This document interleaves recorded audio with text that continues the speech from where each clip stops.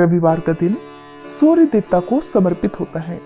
इस दिन सूर्य देवता की पूजा करके सूर्य देवता को अर्घ्य देने के बाद व्रत रखा जाता है।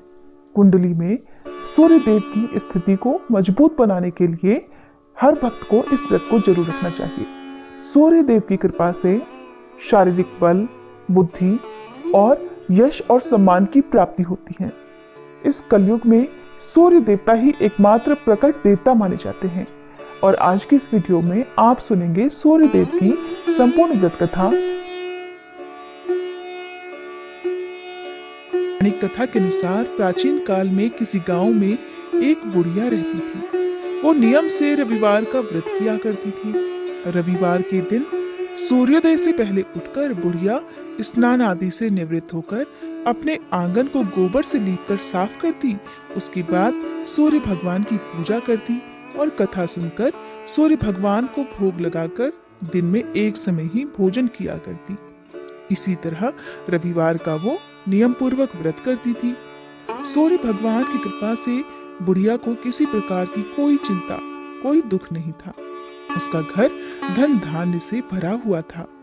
उस बुढ़िया को सुखी देखकर उसकी पड़ोसन उससे बहुत जलती थी। बुढ़िया रोजाना अपनी पड़ोसन के आंगन में बंधी गाय का गोबर लेकर आती और उससे अपना घर लीपती थी।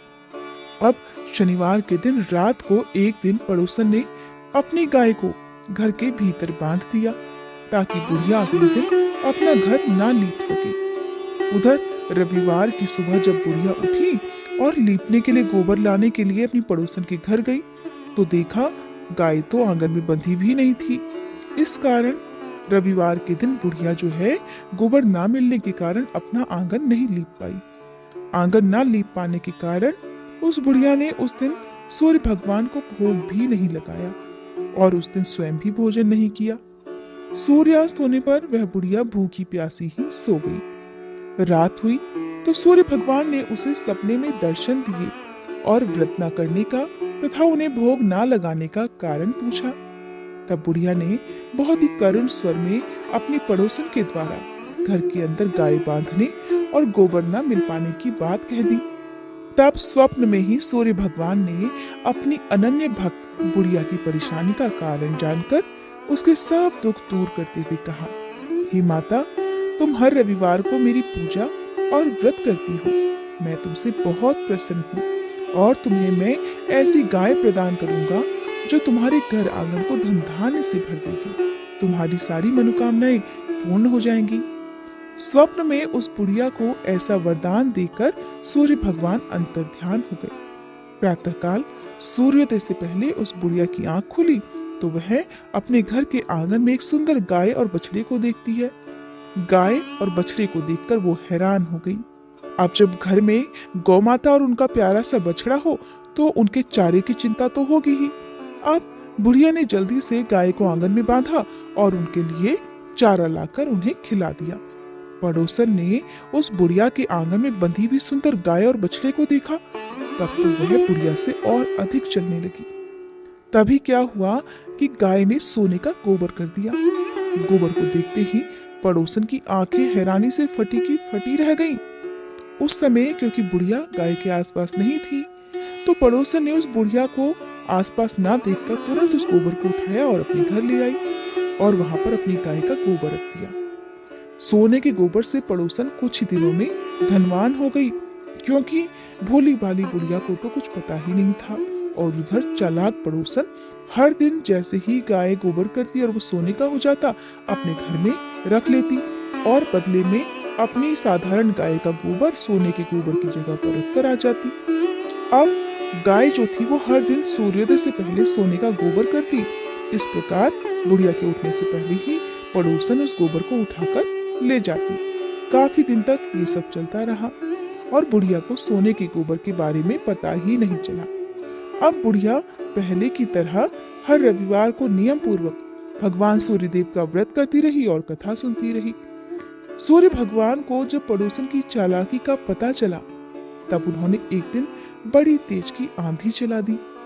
जब तेज तेज हवाएं चलने लगी, जोर जोर से पेड़ हिलने लगे तो बुढ़िया ने अपनी गाय को घर के भीतर बांध दिया ताकि गाय को कोई नुकसान न पहुंच सके।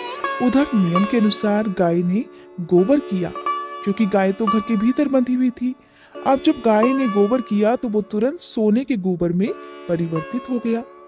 अब जब बुढ़िया ने सोने का गोबर अपने घर के अंदर पड़ा देखा तो बड़ी हैरान हो गई और उसे खुशी भी हुई कि सूर्य देवता ने उसे बहुत बड़ा वरदान दे दिया है। इतने बड़े चमत्कार की उम्मीद तो बुढ़िया को कभी नहीं थी। बस क्या था, उसी दिन से वह बुढ़िया गाय को घर के भीतर ही बांधने लगी। उधर पड़ोसन सोने का गोबर नहीं ले जा पाई। अब सोने का गोबर जब वो नहीं ले जा पाई तो और अधिक ईर्ष्या करने लगी। सोचने लगी कि इस बुढ़िया को मैं कैसे सबक सिखाऊं। ये बुढ़िया तो सचमुच बड़ी चालाक निकली। पहले तो घर के बाहर अपनी गाय बांधती थी, तब मुझे सोने का गोबर ले जाने में कोई परेशानी नहीं होती थी। अब तो ये घर के भीतर अपनी गाय बांधती है और मुझे अब तो बहुत दिनों से सोने का गोबर भी नहीं मिला। उधर भोली भाली बुढ़िया जो थी वो रोज सोने का गोबर पाकर बहुत धनवान हो गई। अब जब बुढ़िया धनवान हो गई तो उसकी पड़ोसन जो थी वो बुरी तरह जल भूनकर राख होने लगी, बहुत ईर्ष्या करने लगी।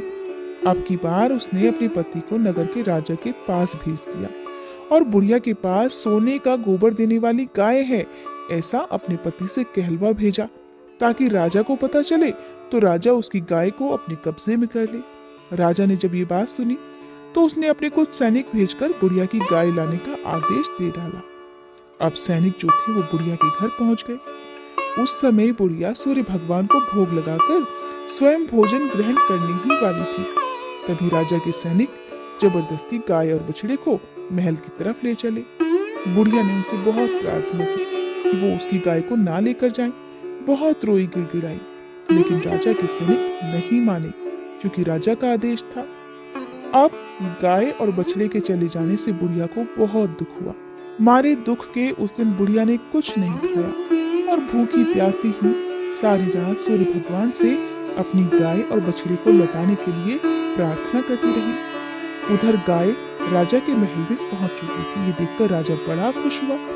सुबह जब राजा ने सोने का गोबर देखा तो उसके आश्चर्य का ठिकाना नहीं रहा।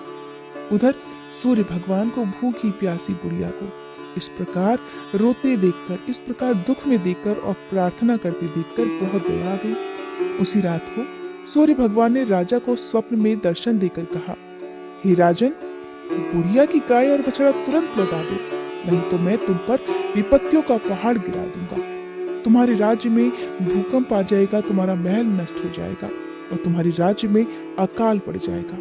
सपने में सूर्य भगवान के ऐसे वचन सुनकर भयभीत राजा ने प्रातःकाल उठते ही गाय और बछड़ा बुढ़िया को लौटा दिया और राजा ने अपनी तरफ से बहुत सारा धन भी बुढ़िया को उपहार स्वरूप दिया और अपनी गलती के लिए क्षमा भी मांगी। राजा ने पड़ोसन और उसके पति को उनकी इस दुष्टता के लिए दंड भी दिया।